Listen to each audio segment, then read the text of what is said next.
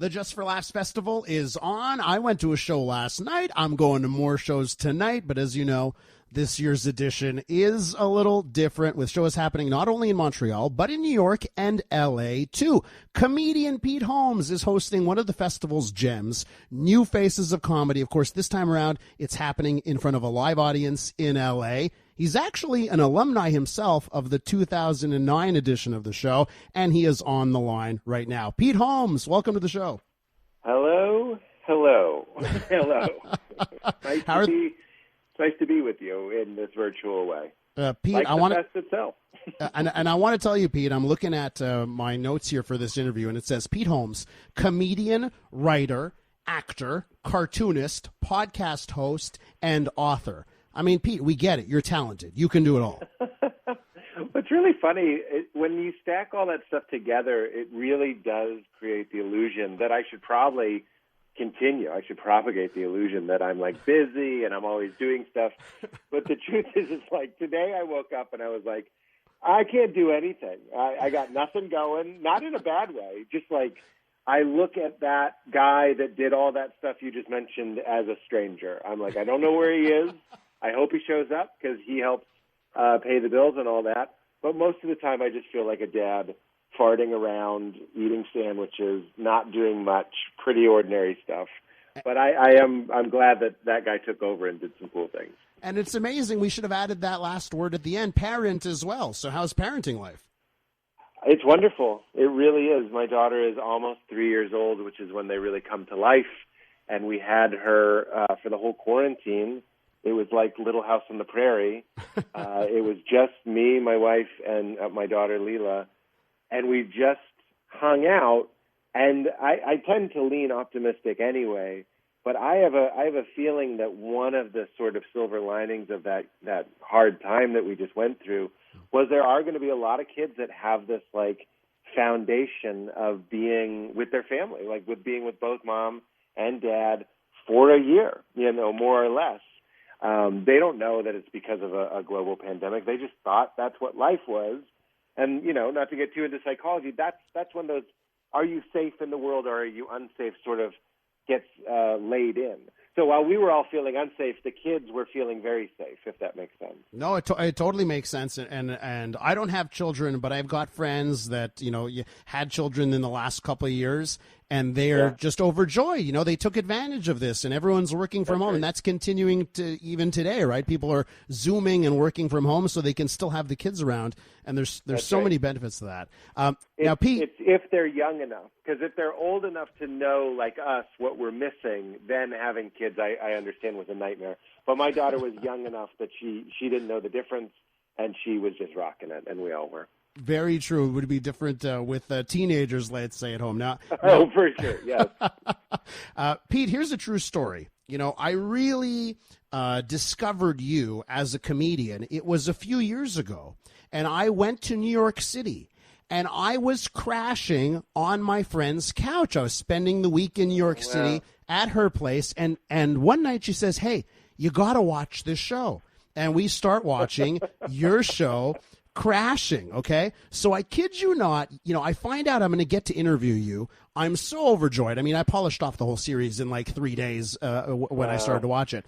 And I was so overjoyed that I was going to interview you. I texted her right away. I sent her a text message. I said, I am interviewing Pete Holmes tomorrow, and it's all thanks to you, right? Because you were on my list of people I really wanted to talk to because of that. Yeah. And then she writes back. She writes back this. This was her response, okay? She writes back, no way, that's so cool. I can actually picture you two being good friends. What do you think she meant by that?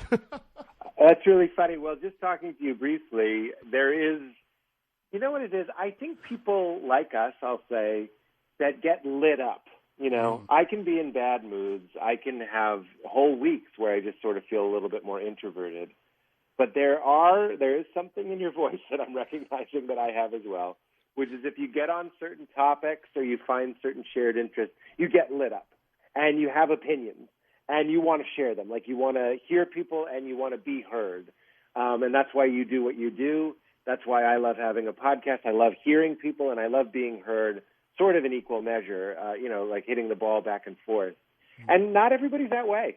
and that's one of the biggest disappointments in life is when you're asking somebody like what you think is a really interesting question, and they just hit the tennis ball back, and somehow the ball is flat now, and it just splats on the ground, and your racket breaks, and disappointment, and all this stuff.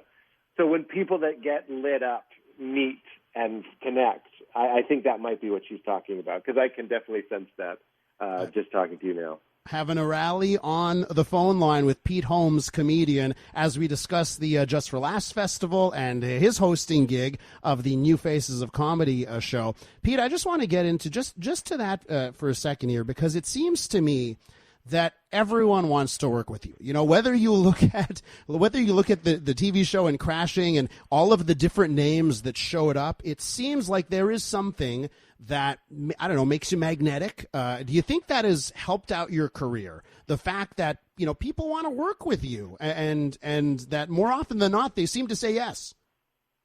Well, the reason I like that question, it is self-serving because I get to talk about how likable I am or something. But what I would like to extend to anybody in any field, especially a field that can seem from the outside like a bunch of pirates cutting each other's throats, which is what comedy can so often look like.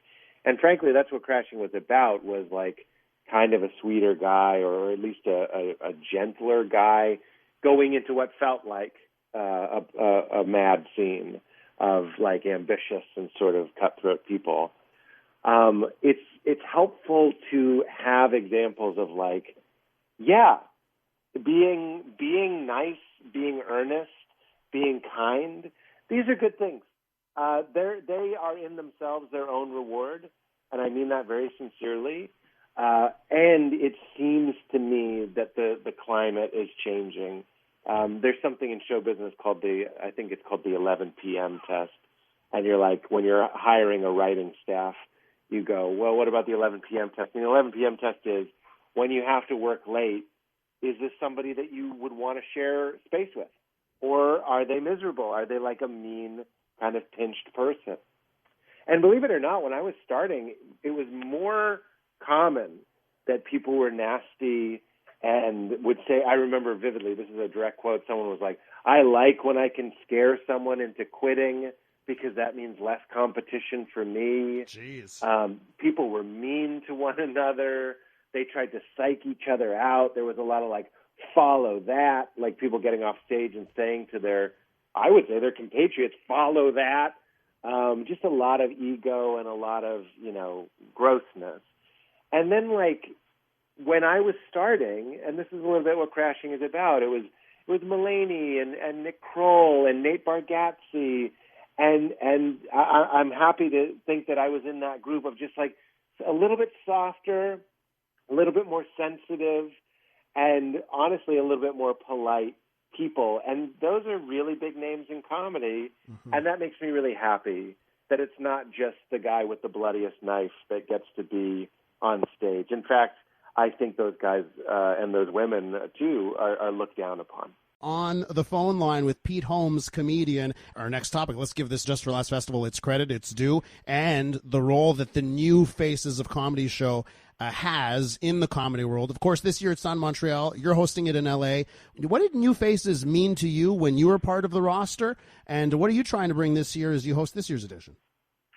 That's a generous question. I remember my New Face experience. I auditioned for New Faces 6 times. Even as I say that, I'm like, that can't be true. Yeah. 6 times. I think it was with callbacks. It was like 2 times one year, didn't get it. 2 times one year, didn't get it. 1 time the 3rd year, didn't get it. And then 2 times. So it's 7 times, I think, I auditioned. And the 3rd year, I didn't even get a callback. So you're thinking like, oh, I'm going to get it this year. And just like, they weren't even like, let's look again. They were like, that it's just a hard no. So there was, life is all about meaning making, right? And rituals and groups and festivals. These can be really important things because really, at the end of the day, stand-ups are just a bunch of, individuals. And festivals have this opportunity, this potential to bond things together and create something that we call comedy, even though that thing doesn't really exist. But we agree that it exists. So it meant a lot. I really wanted to get it. I was aiming for it. I knew it was like a benchmark in my career, even though it had started to sort of shift. The people that I knew that got New Faces, in the 90s, that was sort of like the development deal time, where everybody came back and seemed to have their own sitcom. When it was me and Kumail and Mike Bridenstine and I'm trying to remember who else was in my group, when we were going, none of us thought we were going to get a sitcom because that just wasn't what was happening in stand-up anymore. We just thought maybe we would get to do the festival. It was its own reward, which was sort of like more pure and more fun. And it's one of the reasons I like doing New Faces. It's to be. The first time I did it, it was my idea. I was like, can I do New Faces? Like, I want to do New Faces because I like being right at the door. You know what I mean? It's like you're at a party, and I like greeting people right at the door. Not the people that have been to the party before, that are talking about how the party compares to other years or what they expected the party to be like based on other years. I like the people that are just coming in, frankly, because they have, this sounds like a line, but they have a lot to teach me. Like, I don't want to get out of touch with what comedy is, because comedy always is the cutting edge. Mm-hmm. And the young people are always going to be taking more chances and doing more interesting things than people like me that have been doing it for 20 years and sort of I know my groove. I like to find those people that are just finding their groove and just starting to share it with, I hate the term the industry, but the industry. And so I get excited. It's a little bit funny that I did this last year too, and I was like, when I did New Faces, I don't remember being I wasn't unwelcome, but I didn't feel as welcome as I could have felt. Like, it was a real welcome to the Coliseum. Good luck. It was like that. It's the cutthroat side of the industry. I just want to do it. I wanted to do it last year to say to the young people, you guys you're the reason, you're the fest. Like, you're the main attraction. Like, don't feel less than because it's your first time, and give them a little, Friday Night Lights pep talk. And then come to find out they didn't need it at all. I don't know if you've seen young people these days. They appear so self-assured, so confident. They seem so comfortable in their skin, and it was completely unnecessary. So this year I'm just excited just to be a part and to be with these cool, unscared, self-assured people. That's so great. There's been a real sea change here. How much more confident people are. Yes, there really has been. That's right. Listen, one question here, just on the subject of crashing, and now that it seems like everyone has a streaming service, right? And Peacock and Paramount Plus, Deluxe, Extra, all that stuff. Is there a hope or an opportunity to bring the show back that didn't exist a few years ago when there were many less streaming options? Oh, that's really interesting. No one believes me when I say this, but when it ended, I was okay. Uh-huh. Like, we had a fourth season planned, and it was Pete sort of getting more successful, probably doing Montreal. I'm not just saying that. Yeah. And I was like, that's a little bit where it starts getting less interesting to me. The show was always supposed to be about the pure stand-up, like stand-up for its own sake. What is it like when you're just trying to become part of a scene? So when HBO, they called me and they told me it wasn't coming back, I was like, honestly okay with it, and it never occurred to me to be like, let's hustle and try and get this somewhere else. I was like, that was the right ending. And if you watch the third season, we really did shoot it thinking that it very well may be the last season. So, well, it ends perfectly. I mean, Pete, like, it ends like the Mulaney episode. The series and 3 seasons is just a perfect little, I don't know how I would put it, it's just the perfect bookcase. You know what I mean? It's just filled perfectly with the right books. And I think we've all gone through or watched shows where it's like, oh, wow, this season 1 is amazing. Season 2 was amazing. Oh, season 3 was really good. And then you end up in season 6 and you're like, this is the worst thing ever. Right? So, I think that's also by virtue of like what story is left. And I really think my life is less interesting than an open micer's life. You know what I mean? Like doing this nice interview and you're so kind and make me feel welcome. That is not, it's great. I wouldn't change it for the world. It's just more interesting when you're doing radio and no one cares. You know what I mean? And everyone's sort of not mean to you, but kind of indifferent to you. Yeah. That's what I wanted to make a show about. And that's what the first 10 years of comedy is. And Crashing actually sort of went in real time. It was like 3 years of stand-up. That's about right. It would take about 3 years to maybe kind of start getting into the scene a little bit. Mm-hmm. And if year 4, season 4, he gets a TV show, well, now we're going in fast speed. Like we're speeding things up. And it would have just changed the whole vibe. So I'm totally fine with where it left off. It was in my notes for the interview. I wrote a note that said, local radio on a scale of 1 to 10. How much do you enjoy doing these interviews?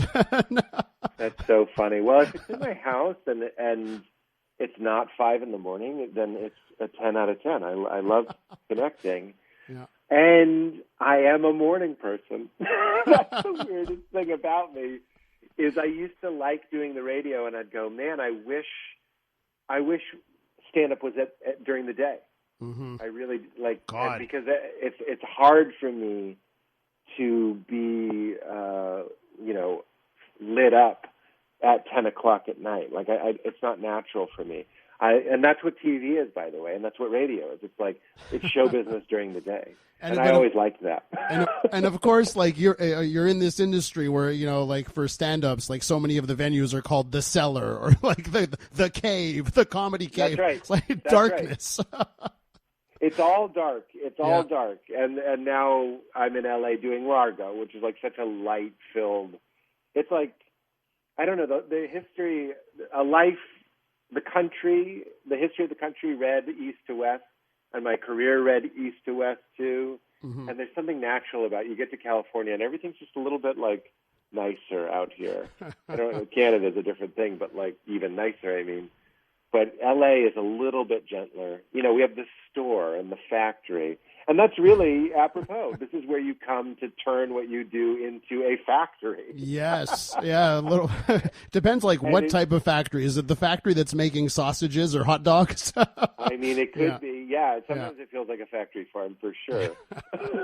Sure. Pete Holmes is hosting New Faces of Comedy. This year, you'll have to go to hahaha.com and sign up for the Comedy Pro Pass in order to watch it online if you're in Montreal, but it'll be live in LA. Pete Holmes, thank you so much for coming on the show. My sincere pleasure. Hope to meet you in person one day.